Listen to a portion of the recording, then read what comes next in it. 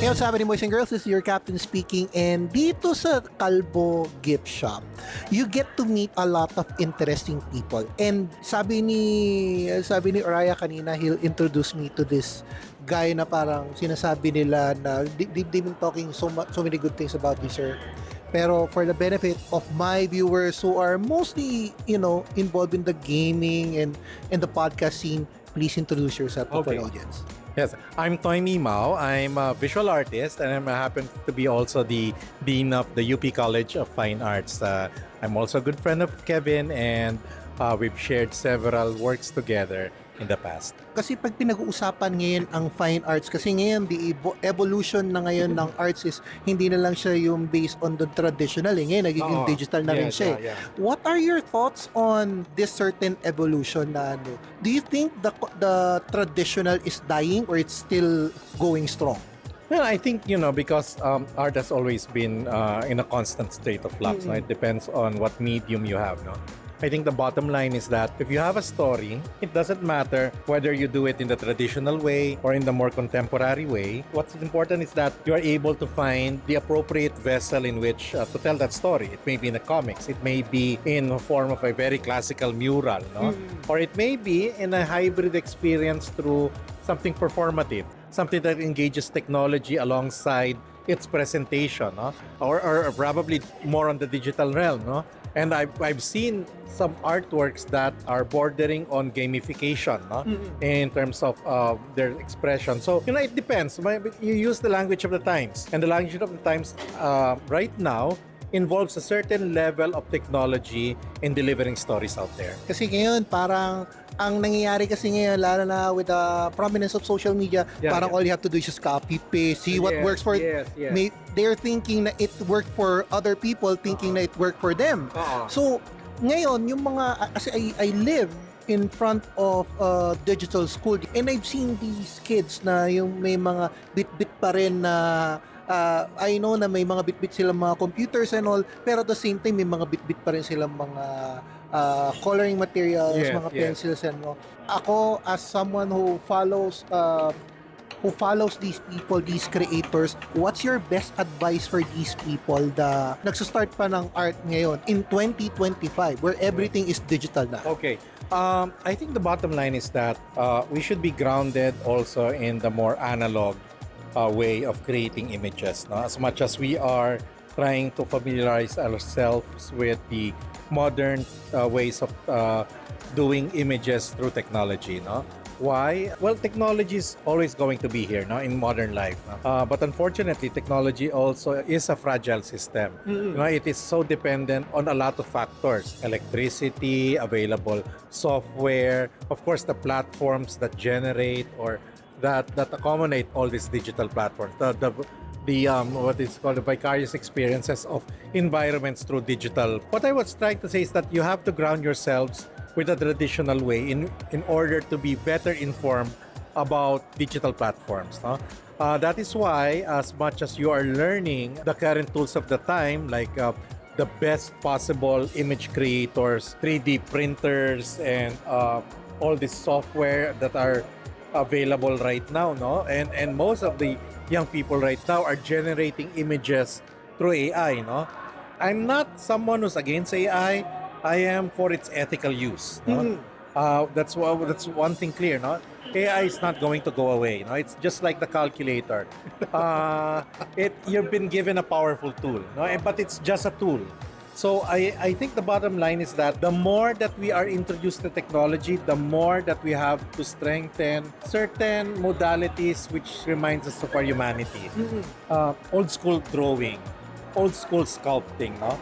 It is because, these technologies are fast. And fast, as we've seen it, no, in the past years, is very stressful because it doesn't move in the pace of a heartbeat. It moves at the pace of whatever algorithm or speed of a particular computer is, no? It's so fast. It's information, it's production on demand.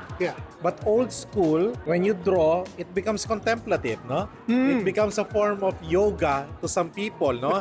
To draw the lines, calligraphy.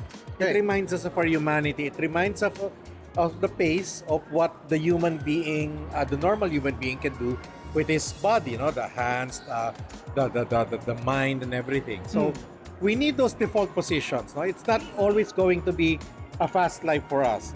We need to pause. We need to go back to the basics sometimes and create images and experiences based on the tools that were available during the pre-digital era. And this is what I think itong ginagawa ngayon ni PK, no? Parang with the advancement of technology now, parang ginagawa niya ngayon parang binagala niya yung sarili niya to do his art. And that's not an easy job kasi alam mo yun, pag nasanay ka na, sabi mo nga, AI is supposed to be a tool it's not supposed to control you. And yun yung kailangan maintindihan ng mga tao kasi parang yung iba kasi nagiging dependent na lang.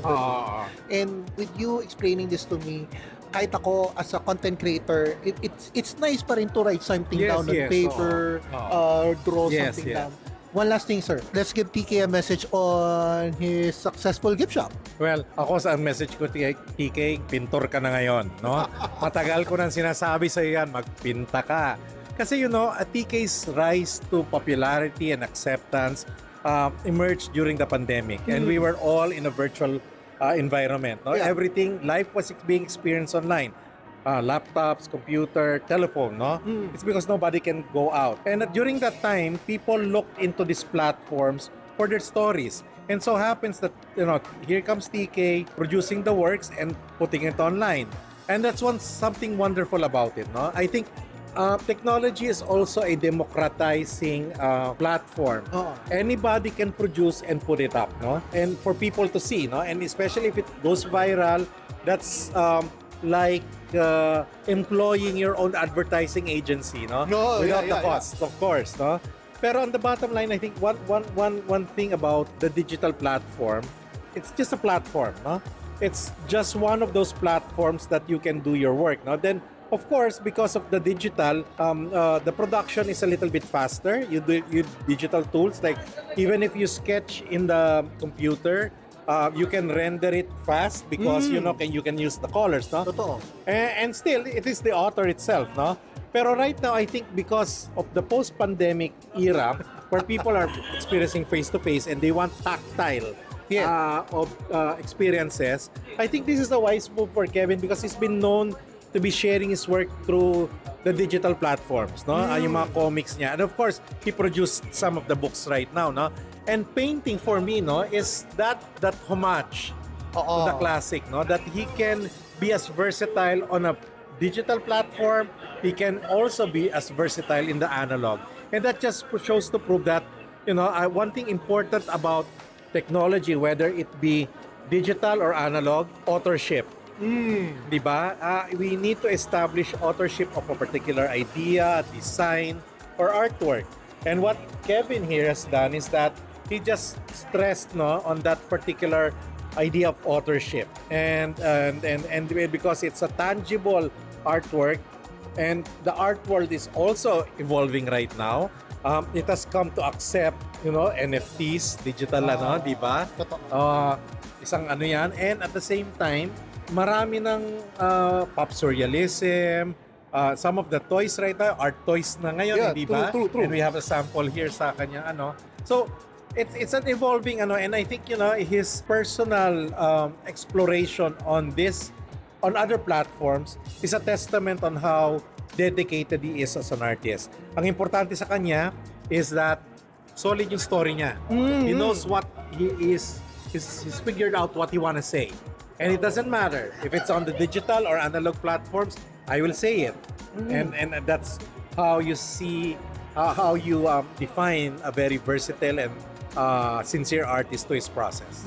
And this is again, hindi lang to applicable sa mga artists. Applicable din to sa mga kagaya kong content creators. So parang you need to come up with a steady foundation on how would you like to paint your own story, whether if it's video, whether if it's art, diba? Kaya ako, I'm just thankful to meet new people like yourself, sir, and looking forward to your future endeavors. Do you have a page by any chance? Well, yeah, I think I Facebook page. Yung hindi masyadong active yung aking webpage, pero Facebook page was updated sa Toym Imao Studios. So that's my Facebook page. I have my works there, updated work and everything. That's in the description below. For now, iwan mo natin si Sir para makaikot-ikot naman tayo doon. It's a pleasure knowing po. Pleasure too. Okay. Good luck. This is your Captain Mike signing out.